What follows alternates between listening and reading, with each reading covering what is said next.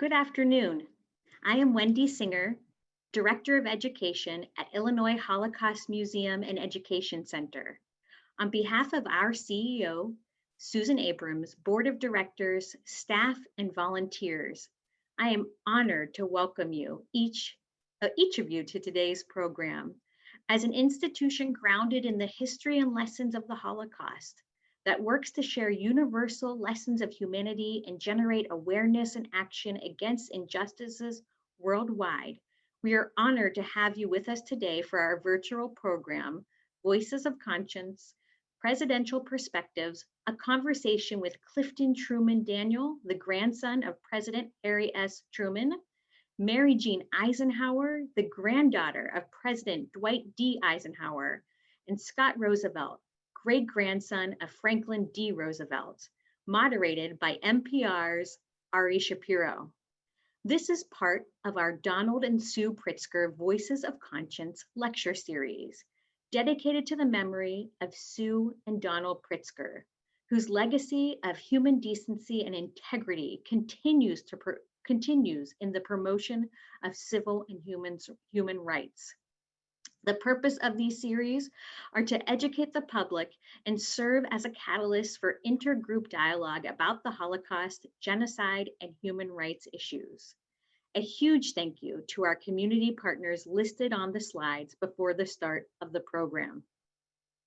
Clifton Truman Daniel is the oldest grandson of President Harry S. Truman and his wife, Bess. He is son of author Margaret Truman and former New York Times managing editor E. Clifton Daniel Jr.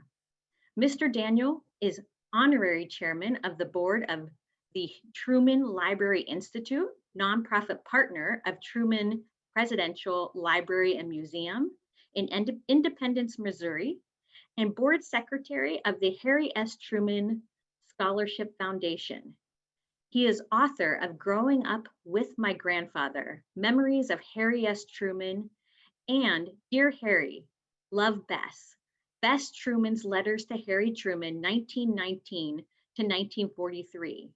He's currently portraying his grandfather in a one-man stage show, Give 'em Hell, Harry, as well as writing and lecturing on the Truman presidency. Mary Jean Eisenhower was born in Washington, D.C. The granddaughter of President Dwight D. Eisenhower, she grew up near Gettysburg, Pennsylvania, before her father was appointed U.S. ambassador to Belgium and relocated the family abroad. As chairman emeritus of People to People International, Mary has traveled to more than 75 countries, visiting and demining teams and peace camps while supporting student and cultural programs. She established the PTPI Friendship Fund as a way to give back to the facilities and friends PTPI visits globally. Mary also launched Peace Camp 2003, an evolution of thought in action, and the Global Peace Initiative. These efforts brought people from more than 30 nationalities together, including Egypt, Jordan, and Turkey, to discuss issues and reach a better understanding of their individual cultures. Mary Jean is also the recipient of numerous awards and honors. Scott Roosevelt is here with us as well. He is the great-grandson of FDR and Eleanor Roosevelt, and the grandson of James Roosevelt, eldest son of FDR and Eleanor. Scott currently resides in Portland, Oregon, where he is the Vice Principal of Curriculum and Instruction at Grant High School. Prior to moving into educational administration, Scott was a social studies teacher for 10 years in public schools located in the California Bay Area and Portland metro area. Moderating this afternoon's program is NPR's Ari Shapiro. Ari has reported from above the Arctic Circle and aboard Air Force One. He has covered wars in Iraq, Ukraine, and Israel, and has filed stories from 5 continents. In 2015, Shapiro became a weekday host of All Things Considered, NPR's award-winning news magazine show. Shapiro was previously NPR's international correspondent based in London, from where he traveled the world covering a wide range of topics for NPR's national news programs. Shapiro spent 4 years as the White House correspondent during President Barack Obama's first and second terms. In 2012, Shapiro embedded with the presidential campaign of Republican Mitt Romney. He was NPR justice correspondent for 5 years during the George W. Bush administration, covering one of the most tumultuous periods in the department's history. Shapiro is a recipient of numerous awards, honors, and accolades, born in Fargo, North Dakota, and grew up in Portland, Oregon. We will have time at the end of the program for a short audience Q&A session. Please submit your questions through the Q&A function button at the bottom of your screen. Please note that there are hundreds of people with us today from all across the country and possibly even the world, so we may not be able to get to all questions. I now welcome Ari and our esteemed panelists. Thank you, Wendy, and thank you all for joining us on what, at least in Washington, D.C., is a beautiful fall afternoon. And thanks especially to Scott, Mary Jean, and Clifton. If you all three want to unmute yourselves, I'm so eager to hear your stories about your relatives who are also these famous historical American figures. And, you know, as the Illinois Holocaust Museum's mission is to remember the past, to transform the future, I think having this conversation about your personal connections to America's past at this moment that Americans are in the process of deciding what our country's future will be, the timing could not be better. And I want to encourage all three of you, in addition to just answering the questions that I'm going to ask, to talk to each other and bounce off of each other. And I would love for this to be a real conversation. So with that, I want to start by asking about what these three great men were like as family members, as your grandfather or great-grandfather, how well you knew them, what memories you have of them, before we get to sort of their role in history as these larger-than-life figures. Scott, since you, in my hometown of Portland, are the only one who is a great-grandchild of a president, I'm guessing that your memories of President Roosevelt may be a little more distant than the memories of our other two panelists. Do you want to kick us off? Did you know him, or was he just sort of a figure who you were told about? Sure. Well, good morning, Ari, and everybody else, and thank you. Big thank you to the Illinois Holocaust Museum and Education Center. It's a privilege to be here today representing my family. Yeah, FDR died in 1945, and I was born in 1978, so we missed each other by a few years. And as well as Eleanor, right? I think what has been a fascinating part of my journey as a descendant of a president is developing my own sense of identity and purpose and self-worth based on myself as Scott Roosevelt, the individual, but also with this unique connection to someone that had a profound impact on this nation. I learned of, I tell that story because I learned of my connection to the family in first grade, when the other first grade class was learning about coins. And the other first grade class must have done some lesson. I don't recall doing that lesson myself. And a bunch of kids came running out at recess saying, you know, you're this individual. And they started calling me a king. And they had all these different terms for describing that I was somehow important. And to contextualize that in a 7-year-old brain was pretty challenging and also very humbling, because you quickly realize that power and significance come through actions and not from not from lineage, right? So it was a fascinating experience to go through it, but it's given me a wonderful opportunity throughout my life to meet fascinating individuals and family members, and it's been an interesting ride, to say the least. And I'm just curious, today as a high school administrator and teacher, is there a moment that you reveal to the students that the person they're learning about is your great-grandfather? Yeah, as an administrator, it doesn't come up quite as frequently. As a teacher, it did every time we started getting to the Great Depression units, right? And I think it was one of those things that I would share with students when it felt like the time was appropriate. Again, I wanted them learning from me, and I still want them learning from me, not because of my last name, but because of the content and the purpose behind what I'm trying to impart on them, right? So that name itself should not, establish any sort of additional credibility in the craft that I like doing so much, right? It should be in the words and the action. So, and I think my great grandparents would appreciate that approach. Thanks for that, Scott. Mary Jean and Clifton, what about you? How well did you know your grandfather? Mary Jean, do you want to start us off? Sure.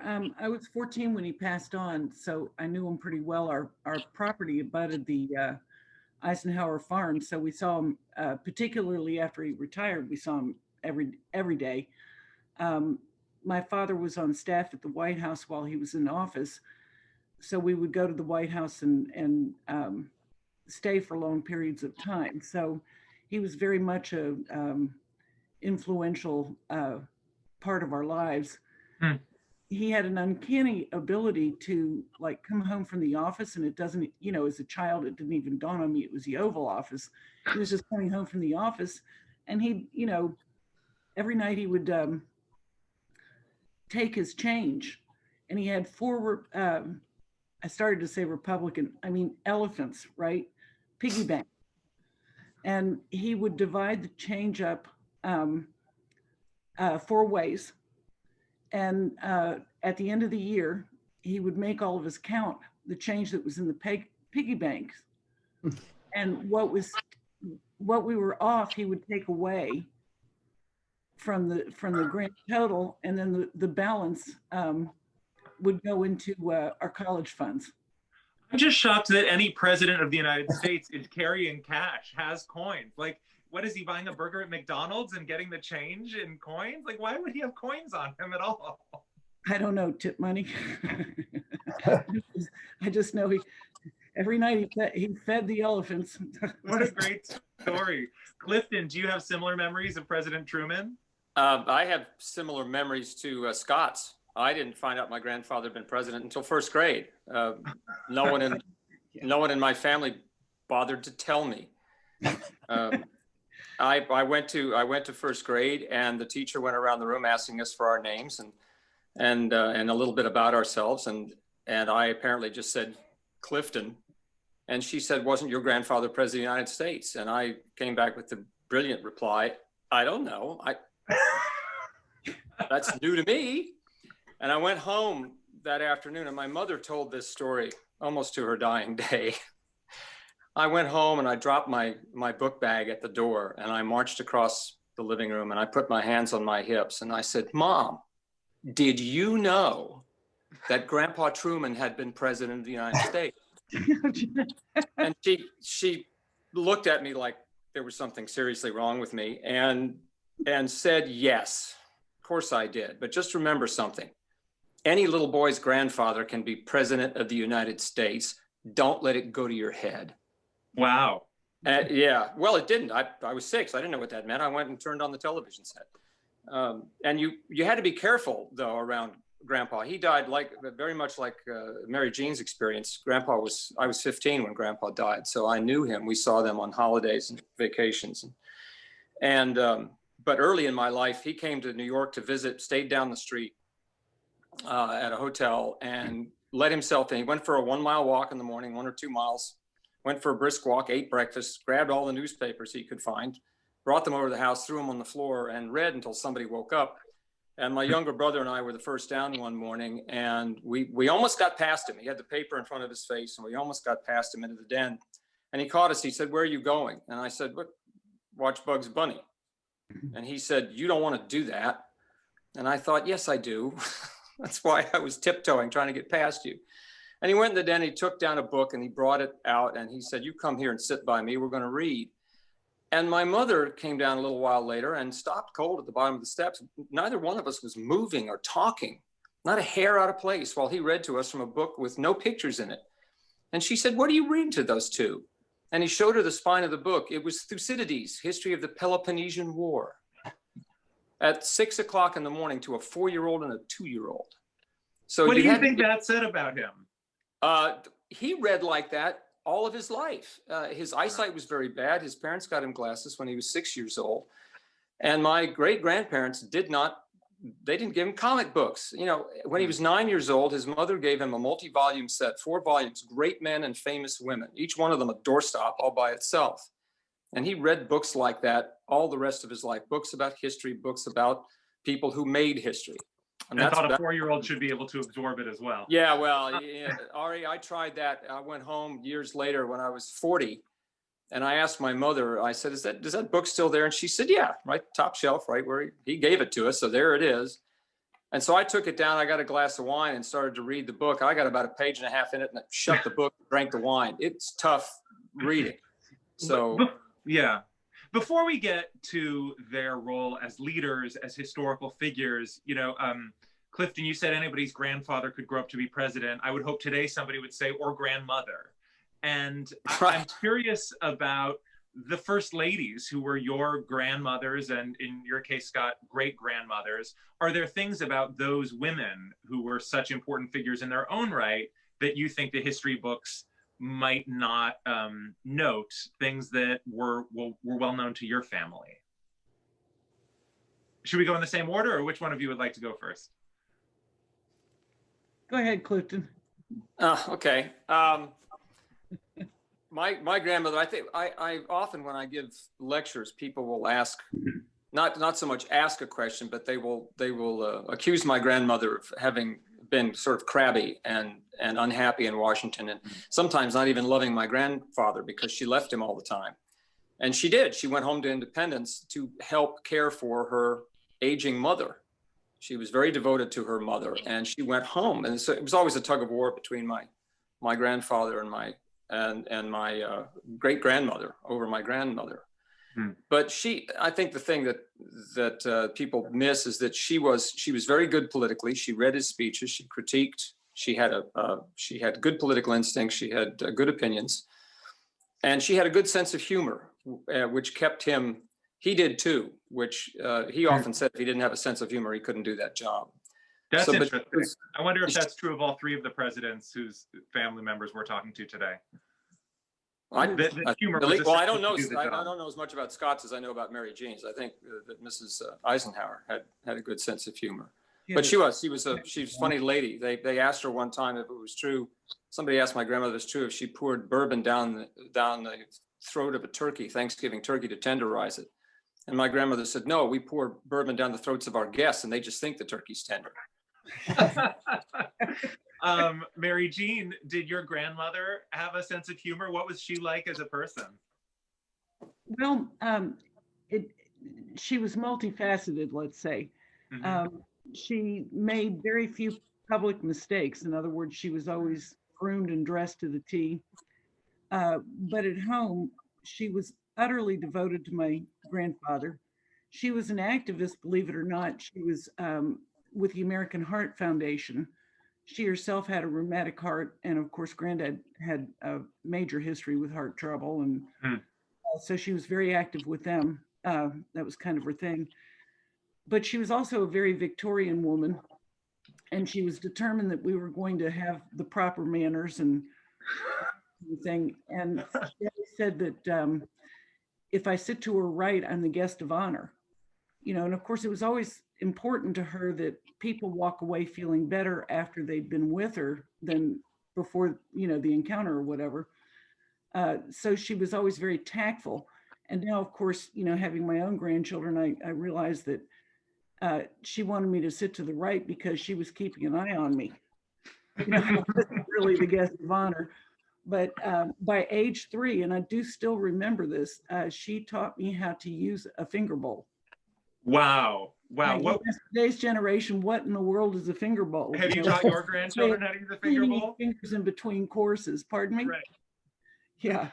And a lot of people think it's consomme soup and pick it up and drink it, right? Right. Well, Scott, have you learned anything about your great-grandmother that was handed down through the family that might not have been evident from the history books? Well, I think a lot, yeah, obviously a lot's been written about my great grandmother. And my father grew up in Pasadena, California, on kind of on the other side of the country where much of the political world was, and where Eleanor spent most of her time. And some of the interesting memories I have from talking to my dad is how, they would see Eleanor. My dad was born in 46, so he too didn't know FDR. But when she would come through Los Angeles, she would always make a point of making sure to stop by the house and see the grandkids, right? And this is a lady whose schedule was packed constantly. Always wanted at a speaking engagement, right? Always wanted to participate. Every politician wanted a few moments of her time wherever she was, right? And for her to make time to stop by, my dad's house growing up meant a lot, and it was a big thing. Grandma was coming, and she's on her way, but it was this sense and this sort of duty to make sure she always came and acknowledged her grandkids. There were 5 FDR and Eleanor children, and then there was a number of marriages between them, right? So there was a number of grandkids, right? And a lot of people to keep track of, and to make sure she was present in their lives as best was possible, given her hectic schedule, I think is really admirable. So, yeah. So let's get to their career, their legacy, their leadership. To begin with, what do each of you think your grandfather, great-grandfather would have considered the decision they were proudest of? What do you think they would like to be first and foremost their legacy? Shall I jump in? Go for it, yeah. Okay, I think since we're talking president and not military, his longest and most sustainable contribution was the interstate system, and that actually was born of an experiment during right after World War I. There was concern about how we would mobilize, because our land was so vast, how we would mobilize in the event that our soil were attacked directly. And so he organized I think he was a lieutenant at the time, he could have been a captain, but I think he was a lieutenant, organized a convoy that went from Washington, D.C. to California. It took them 90 days. They got stuck in mud all the way over and all the way back and all that. And that stuck with him. And he was very, very concerned. And once World War II happened and he saw the Autobahns in Germany, he was so impressed with how fast the Nazis sadly could mobilize and how efficient it was. So that was one of the, I think that idea stayed with him. And once he became president, that became his dream. And it was originally the U.S. Highway and Defense System was what it was called, not the interstate. And to this day, for every 5 miles of interstate, there's 1 mile that is straight and level. And that is it as a runway. Right. Wow, that's fascinating. Yeah, and that is so interesting. People are like, oh, wow, and then they come back to me and they say, I tried that and it's right. That's exactly correct. It's like, yeah. There must be parts of the country where that's really difficult to accomplish. That's such a great story. Yeah, Topeka, Kansas would be one. Scott and Clifton, how would each of you answer that question? What do you think would be the greatest accomplishment that your grandfather, great-grandfather would point to? Clifton, would you like me to go? Yeah, go ahead, please. Sure. Thanks, Scott. Yeah, so I think FDR's presidency went through quite a number of turns and a number of events, starting with the Great Depression, and obviously through the defeat of fascism at the end of World War II there. I think, though, what he'd be the most proud of is the ability to bring a nation together in the face of varying national crises, and in doing so, providing a sense of unity, purpose, and solidarity that I think is much needed in our country today, to say the least. And that ability, regardless of the crisis faced, I think is pretty special, right? And I think that's something that, like I said, I think it's something that we lack right now, and it's something that I would hope all of us take some time to look at, because that's what I think real leaders and true leaders do. I do want to get to what each of these people would have thought of the political climate today, but first let's stay back in their presidencies for a bit. Clifton, what do you think would be your grandfather's greatest accomplishment? I think, and of course it changes when you ask the question of what year and what political climate you're asking in, but I think that I know he was enormously proud of the rebuilding of Europe following World War II, NATO, and the making friends out of enemies, bringing that sort of peace and stability. That kind of, he likened it, he liked the members of NATO to a group of homeowners with similar interests that ought to band together and in mutual defense, mutual aid. And that has led to lasting peace and stability in that region. And of course, sadly, that's been dangerous now. That's in trouble these days. So I think, of course, I've heard mutual defense and mutual aid, but I never heard NATO referred to as a homeowners association before. That's great. If my phone weren't on a stack of books, I would pull the one out for you and read it to you. Of course, every president makes difficult decisions, but particularly in the period that we are talking about of these three presidencies, there were some extraordinary difficult decisions. Germany, Japan, and so on. Do any of you have any sense that the president that you're related to regretted any of the decisions they made, or would have made it differently if they had more or different information or hindsight? Did any of you ever hear them express second thoughts? I'll start with that one. There's a photographer. My grandfather made the decision, and of course you're referring to the only use of nuclear weapons in wartime. It was a decision that he consistently said he made to end the war quickly and save primarily American lives, but Japanese lives as well, without drawing the war out, without a full-scale invasion of the Japanese main islands. Some years later, in fact, when he went to speak with General MacArthur on Wake Island early in the Korean conflict, a photographer named Joe O'Donnell was on the island with him. He was, at that point, he was I don't know if he was a White House photographer yet, but he had been, I think, a Marine photographer, and he had taken some of the first pictures in Hiroshima and Nagasaki and had been shocked by what he saw. And O'Donnell said that in a private moment with my grandfather, he asked, he said, "Did you ever have any regrets about having to use the weapons?" And my grandfather said, "Hell yes." He stood by the decision the rest of his life, but it was not something that he boasted about. It wasn't anything that he talked about unless asked directly about the question. It was a tough decision to make, and it was horrendous for more than 200,000 Japanese citizens. Scott, Mary Jean, did either of you become aware of regrets that your grandfather or great-grandfather had about decisions they made? I never heard a decisive regret, so to speak, but I do know actually he was in Gettysburg and the red phone was in his study. Gettysburg was kind of the extension of the White House in those days. And I was in the den, which is right next to the study, and I heard, "Well, I'll be damned." And, according to my teaching, he was going straight to hell because he used the word damn. I didn't know what was going on.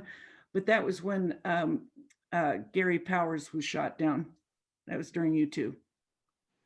And so I know that he was, because he really kept his presidency and his responsibilities, if you will, his heavy responsibilities, he protected his family from that as much as he could. Mm. So I knew it was something pretty big. Wow. Scott? Yeah, I think, you used the word regrets there a second ago, and I think it's unfair for me to say whether or not there would be regrets, but would there be an interest and an acknowledgement that maybe some different choices along the way could have been made? Like there were different paths that would have been, a better alternative. So take, for example, we've discussed as a family a few times, the internment of Japanese Americans, right? During World War II, some of the decisions maybe not to make a more clear, deliberate attempt to bomb railroad tracks or internment camps in Europe, or find other ways to allow more at a time when this country was so isolationist, to find alternative ways to allow more refugees into this nation. I think it would be interesting to, I would have loved FDR to have been around maybe till I was born, but at least, another 20 years past his presidency for those opportunities for reflection and information to come out. Because I don't think we'll ever know, right? But I think in looking at, every leader always has the hindsight is of course 2020 is a very cliche thing to say, but every leader is going to look at their choices. They're going to make the best choices with the situation that they believe they have, with the information that they believe they have. And then you have to make a choice, and you hope that choice is the right one, right? Yeah. And so I don't think the word regret would be right accurate, but I think maybe would there have been alternate choices? Sure. I think I bet there's not a president in this in our history that hasn't had that feeling or that sense. Yeah, I'm going to ask what might be a difficult question, and I'm not trying to put any of you on the spot here, but I'm thinking about how we as a country are having a debate over what we in the 21st century owe the descendants of people who were enslaved, or the descendants of people who experienced genocide as Native Americans. And I've heard stories of white people who learned that their ancestors owned enslaved people, trying to find some way to personally, individually make amends for that. So you are all three descended from people who have very, very public historical records, whether it is dropping nuclear weapons in Japan or interning Japanese Americans in the United States, or what have you. Not trying to suggest that you are individually accountable for that. That's not what I mean to imply. But I wonder if, as a descendant of a person who made those choices, you feel any personal, individual, I don't know, duty that you're wrestling with on an individual level, as we as a country are wrestling with some of these larger questions on a national level. Well, when it comes to the bombing of Hiroshima and Nagasaki, my family and I, in 2012, went to both memorial ceremonies in Hiroshima and Nagasaki at the invitation of a survivor, Masahiro Sasaki. Wow. And during the 10 days that we were in the country, we not only went to the ceremonies, but we sat down with more than 24 survivors just to let them tell us their story. Each one of them said only, please listen to the story and help repeat it so that this does not happen again. And then I, for the next 4 years or so, I spent a couple of working, I'd spent 1 or 2 or 3 weeks in New York with survivors talking to school children. So working alongside survivors to tell those stories. And still occasionally we had, with the Los Alamos Japan Institute, a nonprofit out in Los Alamos, we did a webinar just this last week with Masahiro Sasaki about the bomb. So I take that as, I see that as a responsibility, given my history. A good one to have, do what you can. That's really powerful. Scott, Mary Jean, how do you wrestle with this question? Well, mine is more of an obedience to something that he passed down. Excuse me, that's not COVID, that's allergies. Thank you. Just so you know. We're socially distant here from Abilene, Texas to Washington. We are way socially distanced. Yeah. But the discovery of the Holocaust camps, when he knew, or they knew, that the people that surrounded the camps and that kind of thing knew what was going on and, you know, stayed complacent. And he made people from the surrounding towns come in, and he called the local press. And my father was there and photographed the whole thing, but he made them help clean the camps up, if you will, for what they had done. And later, when I was a little girl, we had about 3 or 4 bookshelves full of family albums, but in the albums were the pictures that, in some of the albums, not all of them, were pictures that my father had taken. And they weren't like open and on the coffee table, but they were there and you could readily look at it. And I saw one time, and it was a nightmare. And I asked him about it. I said, you know, what is this? And then, you know, he explained everything. I said, well, why would you put that with the family albums? And he said, because it is our duty and our responsibility to remember what happened. And so that, you know, if we're talking about intense things that stayed with us, that's probably my number one. Wow. Scott, what about you? How do you think about this?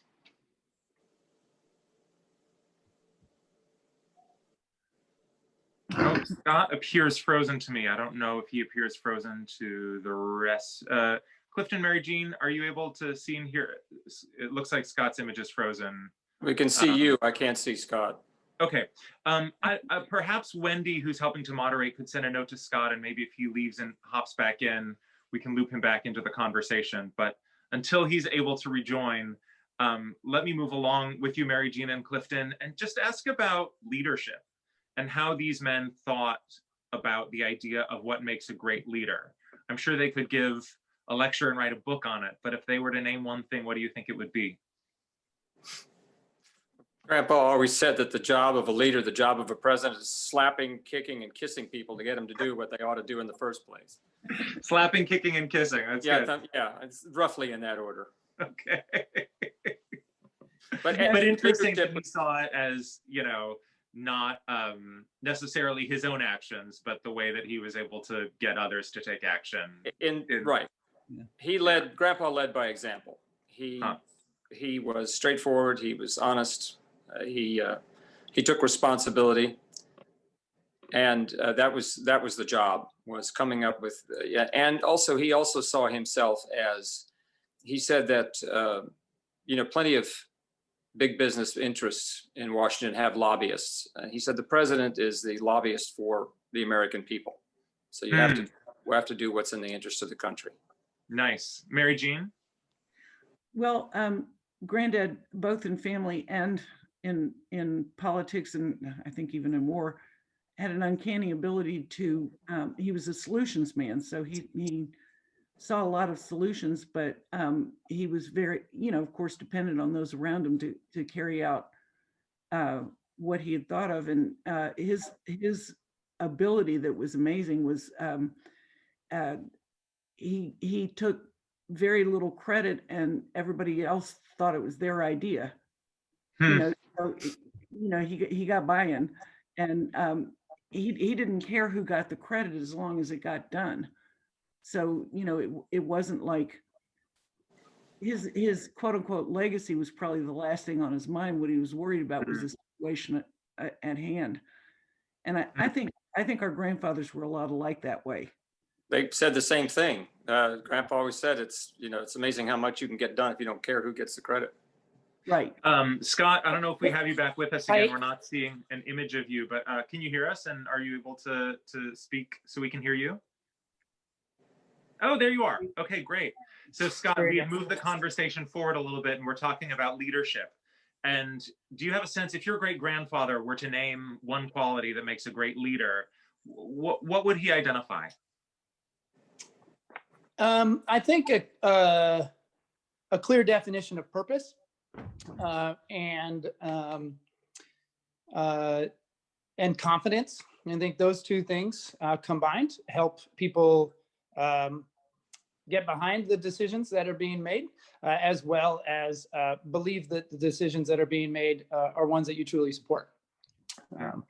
So I apologize for the connectivity issues here. Everything just went black. So at this point, we're all familiar enough with Zoom problems or GoToMeeting problems or whatever the platform is that it's easy to roll with it. And so to bring it to the present day, I mean, Scott, you mentioned earlier that you think FDR would be terribly disappointed with the political tone today. All three of these presidents were known for being able to work across the aisle. If they were alive today, what do you think they would make of the situation in Washington right now? I'm happy to start. Clifton, I don't know, is that okay there? No, go, yeah, please. So I think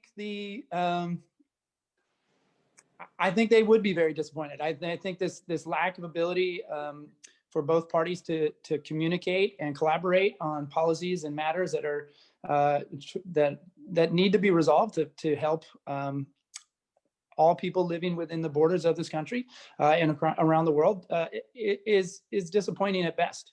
What I would tell you is, man, I would kill for an Eleanor Roosevelt Twitter feed. I think I would love to know what Eleanor would be doing with Twitter these days. So I think thinking of the two of them on whether it's a fireside chat on Instagram maybe, or a Eleanor Roosevelt's regular updated tweets, I think would be a blast. Well, Scott, I would encourage you to create imaginary Eleanor on Twitter and just run with it, see where it takes you. Your alter ego. Mary Jean and Clifton, what do you think each of your grandfathers would make of the politics of 2021? Or 2020. I'm jumping ahead. The politics of 2020. Well, 2020 is canceled anyway, so 2021 is probably the right year. I think Granddad would have been utterly appalled, and I think the way that he handled situations that appalled him, often he would dismiss them. And I think he'd call it nonsense and not, like, I don't think he would engage the way that they do with the media and things like that. I don't think that he would, feed the cat, so to speak. You don't think he'd be on Twitter? No, I do not.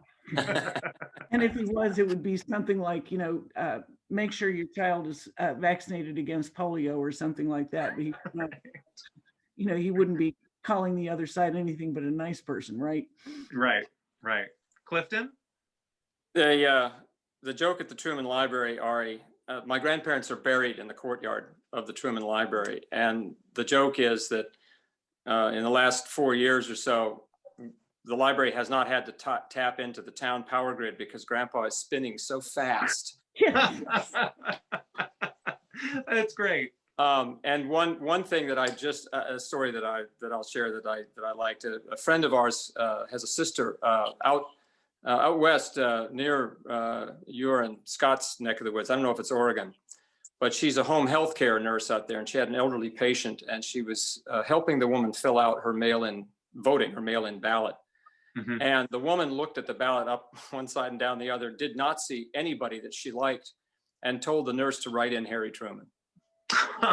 So he's getting one vote. One vote. At least. So before we go to questions from the audience, I want to end by asking about the legacy of these presidents. I asked about their greatest accomplishment, but I think their legacy is something a little different. And what do you each think their legacy is, and what would they want it to be? What? I'm happy to start. Sorry, I'll jump in there. The default order. You first. Yeah, right. Back to where we started there. I think the legacy of FDR and Eleanor is this ability to unify inspire, and really think about providing safety measures for all people in this country and around the world. So whether it's through the Declaration of Human Rights and the work around the United Nations, the safety nets that we have in place still today as a result of his administration, I think those would be some of the biggest components. They are some of the biggest components of his legacy, right? Of their legacy, and I think it's one of those pieces where when we talk about the safety net, whether it is through Social Security or healthcare components, FDIC, SEC, any of these things, it's this care for others, right? That I think both of them exuded in a way that they're privileged growing up in a position of families of wealth. I always have found really admirable, right? And I hope others do as well. Clifton, Mary Jean? Go ahead, MJ. Well, at the Eisenhower Library, there's a huge statue. When he was alive, he wouldn't allow outdoor statues of himself. He was always afraid of the birds using it as a powder room. And so once he died, all these statues sprung up. And but underneath it, I think, says probably what he would have been proudest of, which says champion of peace. Because his biggest fear after World War II, of course, was World War III. He said, because there would be no winners. You know, he was concerned about our abilities to everybody's abilities, not just World War II, Clifton, but he was really haunted by that. And if you'll indulge me for just a second, I would love to read a quote from him on that subject. Yeah. It says, "Every gun that is made, every warship launched, every rocket fired signifies in the final sense a theft from those who hunger and are not fed, from those who are cold and are not clothed. This world in arms isn't spending money alone. It's spending the sweat of its laborers, the genius of its scientists, and the dreams of its children. It's humanity hanging from a cross of iron." That's quite a quote coming from a military man. That's remarkable. Yeah, in fact, one time I used it in one of my speeches at a military function, and the person who was organizing it said, "I can't believe you just said that. I can't believe," but they came up to me and said, "This is great." It was great. Amazing.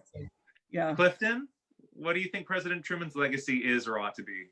I think it's very similar. Scott talked about caring for Americans here at home, making sure people had safety nets, making sure that they had access to health care, retirement. And President Eisenhower, Mary Jean was talking about peace in the world. Grandpa, similar thing. There's one of his simple quote was, "I'd rather have peace in the world than be president." He didn't care about the job as much as the tools of the job allowing him to do that. And again, back to his legacy in Europe and rebuilding after World War II. So stable world order, world peace, cooperation, cultural acceptance, all of that. So I think the three of them, all three, dovetail very nicely in the way that they ran the country and tried to help the world. Yeah. Well, in our last 10 minutes, let's answer as many audience questions as we have time for. To start with, each of these men have war legacies. Have any of their descendants tried to follow their steps in a military career? Have any of the three of you or your cousins or others in your family pursued that path? My father did. He graduated West Point on D-Day and went straight over. And I think my brother's lottery number, when the draft was the lottery, came up like 18, so he joined the Navy very quickly. And but nobody really has pursued it as a career. I think my own son like to have, but he couldn't for physical reasons. Clifton, Scott? No one in our family. I joined a boys military cadet organization in New York City when I was young, but never translated to a military career. My grandfather served in the Marines during World War II and saw some limited action before it was determined it was not safe to have him abroad. And my uncle served in the Navy during Vietnam, I believe. My father was I believe his draft number was selected, but had some knee and health issues, so did not serve. And my brothers and I have not served. So, but we're honored by all those that do. We have a bunch of questions for individuals on the panel. So here's one for Clifton. Did your family ever discuss the Dewey Defeats Truman edition of the Chicago Tribune? There was in Chicago, there was a reporter, he's gone now, unfortunately, Robert Wiedrick was a Chicago Tribune reporter, and he told me the story years ago. He remembered, he was there on election night in 1948, and the initial returns looked like it was going for Dewey. So Colonel McCormick, the publisher, who hated my grandfather, sent out thousands of those Dewey Defeats Truman papers. And then the tide turned, and Colonel McCormick freaked out and sent every breathing Tribune employee to get those damn papers back. And Bob remembered going home at 3 or 4 in the morning and witnessing a tug of war, a fight between a Tribune employee and a newsstand owner who had a stack of those papers and was not giving them up. Amazing. Here's a question specifically for Scott. Do you think FDR had regrets about not admitting large numbers of Jews from Germany into the US, knowing what was happening with the persecution of Jews in Germany, specifically turning away the St. Louis ship, which probably led to the deaths of hundreds of Jews who might have been saved?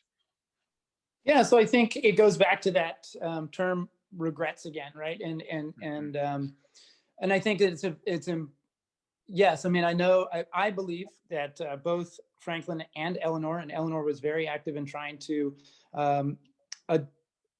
work around the quota laws that were in place, that were passed by Congress, right?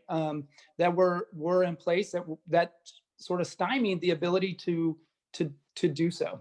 This country was incredibly isolationist, anti-immigration stance during the 30s and 40s, and there's a number of public polls that show the nation's the citizens of this country's lack of interest in doing so. And so, yes, I believe FDR would have loved to find a workaround those. And ultimately, as the president of the United States, maybe it does fall on his shoulders for not making some greater changes there. But he's also one individual working within a 3 branches of power, right? And an inability to change laws that were reflecting what the public at the time was unwilling to address, right? And sadly, I think a lot of that same sentiment exists today, right, around immigration. I think as a nation, we need to really be thinking about how what responsibility we have as citizens of this country, as one of the wealthiest countries in the world, the wealthiest, to really take in the world's populations that need our support at that time.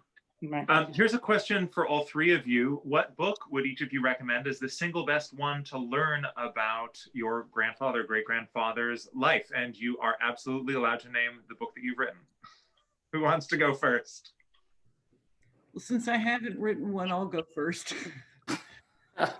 It's called General Ike, and it was written by my father. And my father did graduate West Point on D-Day, and he went over and was my grandfather's aide all the way through that. So he knew him about as well as anybody on the planet could possibly know another person. So that's the one I would recommend.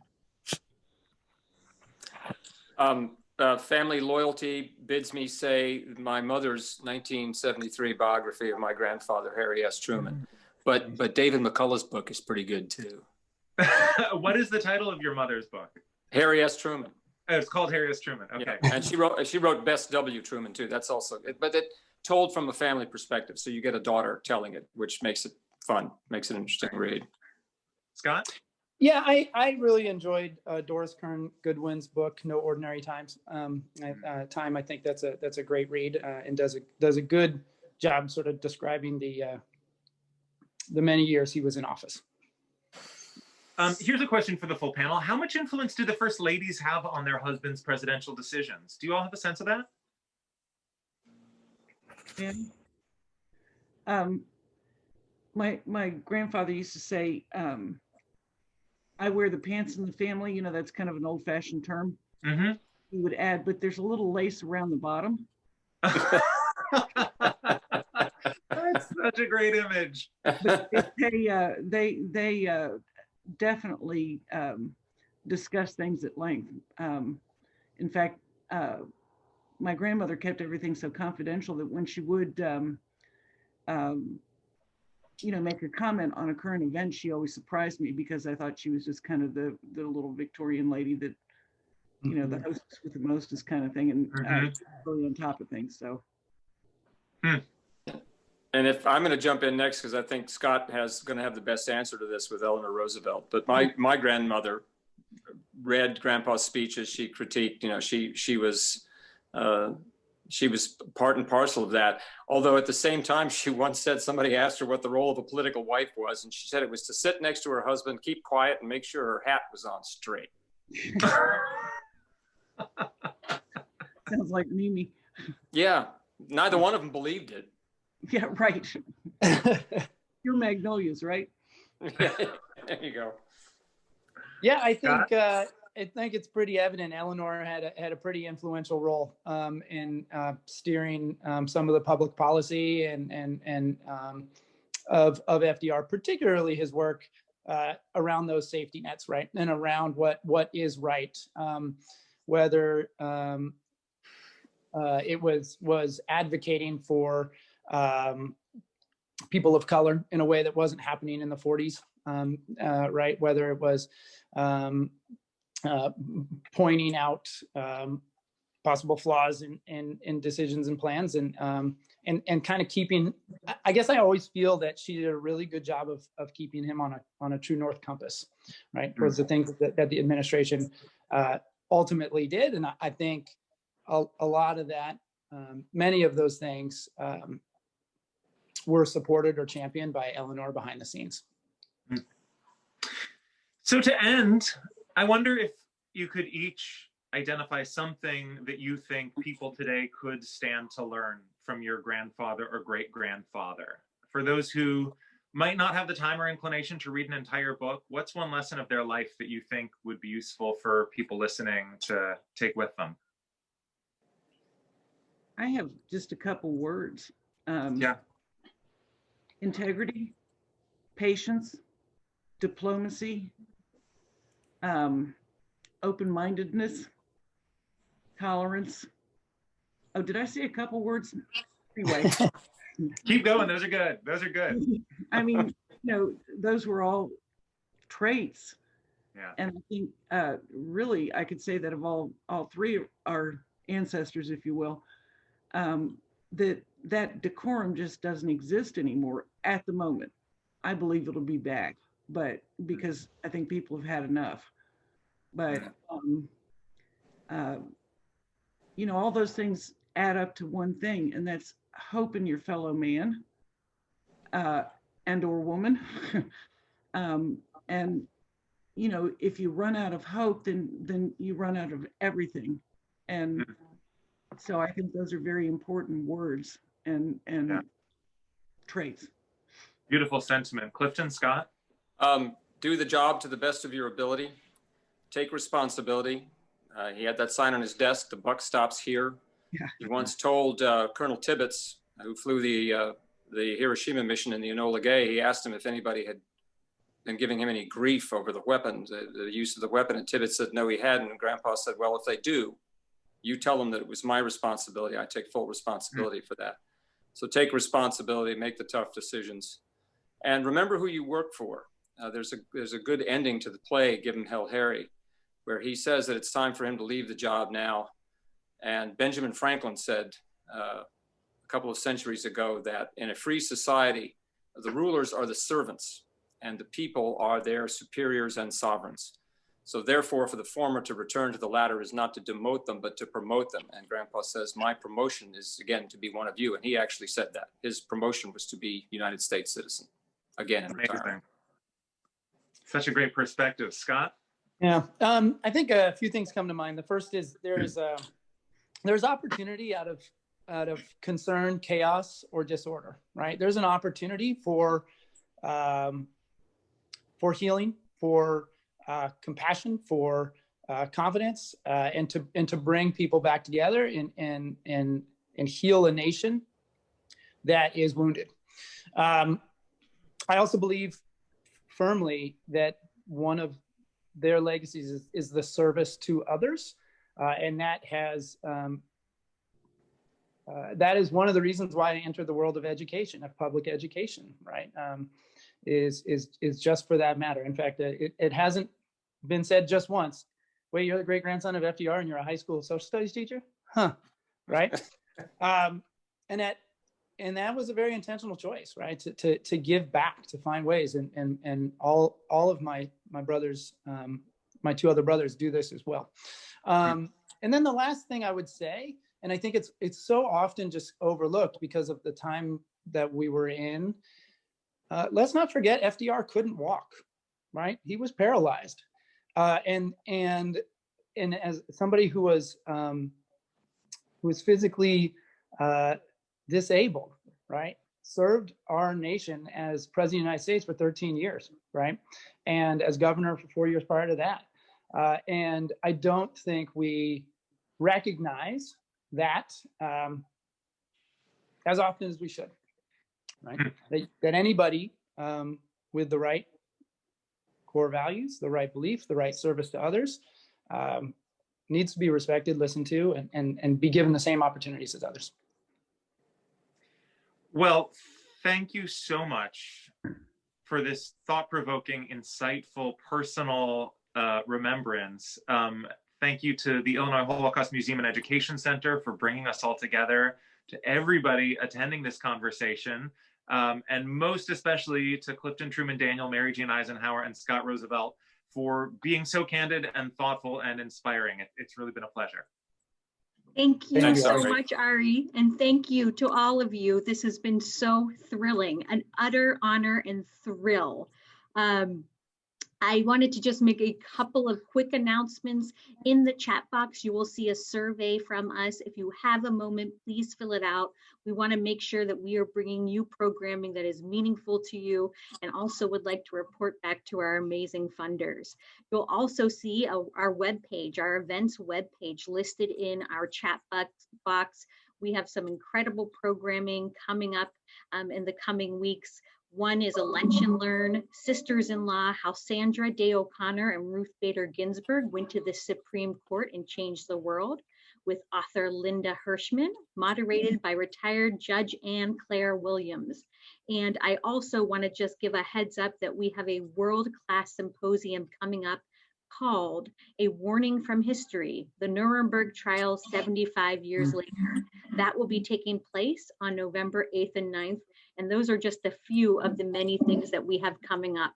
But thank you, all of you. What an honor. And we hope to see you all again soon. Have a good afternoon. Thank you so much for having me. Thank you very much.